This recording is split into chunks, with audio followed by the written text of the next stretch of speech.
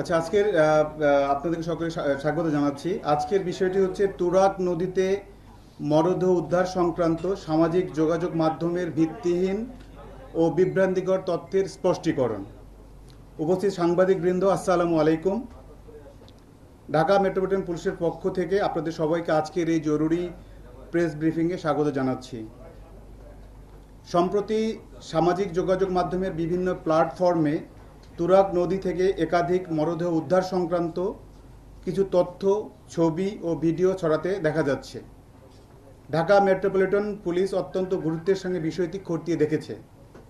জনমনে বিভ্রান্তি দূর করতে এবং সঠিক বস্তুনিষ্ঠ তথ্য তুলে ধরতে আজকের এই প্রেস ব্রিফিং।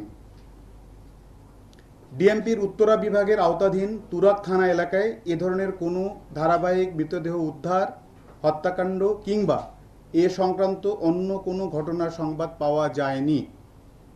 একই সঙ্গে এই বিষয়ে তুরাগ থানায় কোনো ব্যক্তি বা প্রতিষ্ঠানের পক্ষ থেকে কোনো অভিযোগ, সাধারণ ডায়েরি বা জিডি বা মামলা দায়ের করা হয়নি। বিষয়টি অনুসন্ধানে প্রচারিত তথ্যের কোনো সত্যতা পাওয়া যায়নি।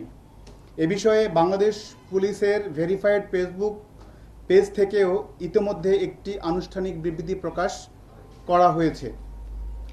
এদিকে মিরপুর ক্রাইম ডিভিশনের আওতাধীন পল্লবী ও রূপনগর থানার ভৌগোলিক সীমানা পর্যালোচনা করে দেখা গেছে, সামাজিক যোগাযোগ মাধ্যমে প্রচারিত তথ্যের সঙ্গে উক্ত দুই থানার কোনো সংশ্লিষ্টতা নেই।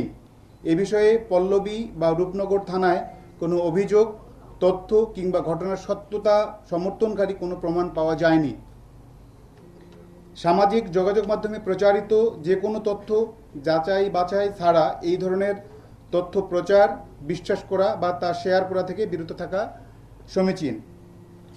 কোনো গুজব, বিভ্রান্তিকর বা উস্কানিমূলক তথ্য সমাজে অস্থিরতা সৃষ্টি করতে পারে এবং আইন শৃঙ্খলা পরিস্থিতি অবনতির কারণ হতে পারে। ঢাকা মেট্রোপলিটন পুলিশের পক্ষ থেকে এই ধরনের কর্মকাণ্ড হতে বিরত থাকার জন্য আহ্বান করা হলো। ধন্যবাদ।